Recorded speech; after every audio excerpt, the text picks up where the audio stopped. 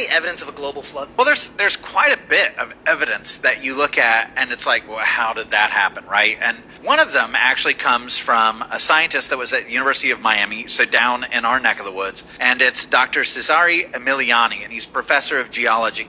And what he did is he went down and he looked at fossils that were in the Gulf of Mexico, and he's looking down there and he's seeing that the oxygen isotope ratios, you know what that means, right? The oxygen isotope ratios of the foraminifera shells showed a marked, I'm quoting directly, showed a marked temporary decrease in the salinity of the waters of the Gulf of Mexico. So what that means is, because the Gulf of Mexico is connected to the Atlantic Ocean, connected to the Pacific, Indian, all of a sudden, in the fossil record, there's this collapse in the salinity of the water, which means a massive amount of fresh water got injected into the Gulf of Mexico. So what does that mean? And he concludes, direct quote, "There is no question that there was a flood, and there is also no question that it was a universal flood."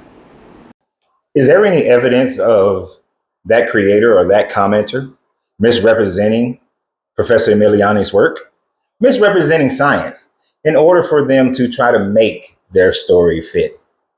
Yes, there's plenty of evidence of that. And what is the evidence? Yes, did Professor Emiliani say that there was a flood? Yes, a flood in particular that was surrounded by the idea of what he is most known for, what he has made most, what he gained most of his awards for, which was the fact of him saying that ice ages are a cyclic thing on the earth.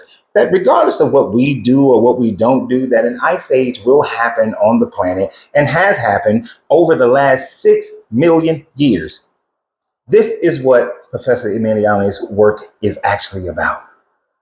And so for this man to misrepresent what is being said, what's been said in the work of Professor Emiliani, that the salinity of the water changed. Of course, the salinity of the water changed. Every time there's the end of an ice age and the ice caps melt, the salinity of the water changes because the fresh water that is now dumped into the oceans changes. Then the oceans normalize and the animals still survive and life goes on. In saying that there was a flood is not saying that there was a flood to the proportions by which the Bible is claiming there to be a flood. Now, some people may not understand how this works out when it comes to an ice age. So let me point it out for you, or maybe I'll do it. So this is what happens in an ice age. So you have land, right? Then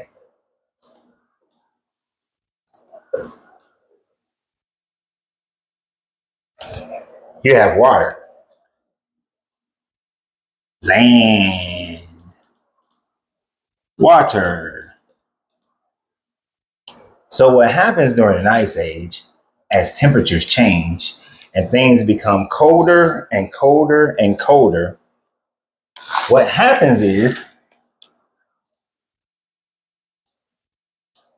the water begins to recede, okay? Because the evaporation of the water now comes down as snow and forms big old caps on the land of ice. But now all of this is also land. So the ice caps move on to the land. I mean, to what used to be underwater land, but now is exposed land. So every time there's a ice age, there's less water in the ocean and the level of the oceans become less and less. Then everything starts to heat up. And as everything heats up and this ice caps begin to melt, the water levels come back up with all that fresh water entering into what used to be land during the ice age. So all the animals that die in here will have a higher level of a lower level of saline, and their oxygen isotopes level will constantly change. So this is what happened during the last ice age that was happening around 50,000 years ago and then lasted until around 12,000 years ago when we had the Younger Dryas flood, when sea levels rose 400 feet. But understand, those sea levels rising 400 feet was just the ocean recapturing the land masses that it had lost during a roughly about 40,000 year ice age. So it's not that there was more water on the planet and more water then toppled over the highest mountain peaks. No, for 40,000 years, the earth normalized with a lower level, lower sea level. People lived on that land with the lower sea levels. Animals had moved away from that land and into the water. And so they got fossilized there. But then when the caps, well, not them being fossilized, but they had moved. Some did get fossilized, but the ocean level was back here. But as soon as all that melts, and for some strange reason, we don't know why yet, at the end of the Younger Dryas freeze, the waters melted, according to most core scientists, core geologists, in 6 days.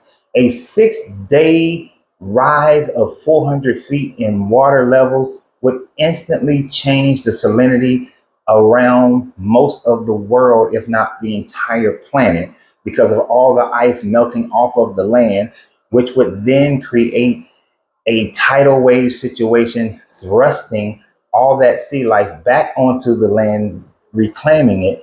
But of course, now the water mixture level is different from a 16 to an 18 isotope difference, only two isotopes. That's what his studies produced. That's what he's trying to claim is proof of a worldwide flood. Yet he is only proving the Younger Dryas flood that only raised sea levels 400 feet, that possibly created the Mediterranean Sea, but and the Persian Gulf, possibly created the Persian Gulf, possibly, not guaranteed, but possibly. This is a theory. This is possibly what began the last erosion of the Sahara Desert once all that water came in and possibly created the Mediterranean Sea or increased the Mediterranean Lake to the Mediterranean Sea and then created the desert of the Sahara. But what it did not do is cover every mountaintop up to 18 feet above it. That's Mount Everest, 18 feet above Mount Everest, according to your story. The Younger Dryas flood is not your worldwide flood. Dr. Emilio's information is not proof of your Noah's flood story. Sure, there was this flood, and many tales have been told based on this flood. Even your Noah story is based on the learning of the Epic of Gilgamesh and the flood of Atrahasis, which is based on the learning of the flood of Utnapishtim. Stories told thousands of years after the so-called event occurred. So this is not proof of your flood. There is no proof of your Noah's flood. There is only proof of the Younger Dryas flood.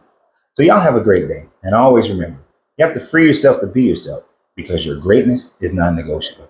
Good journey, good vibration.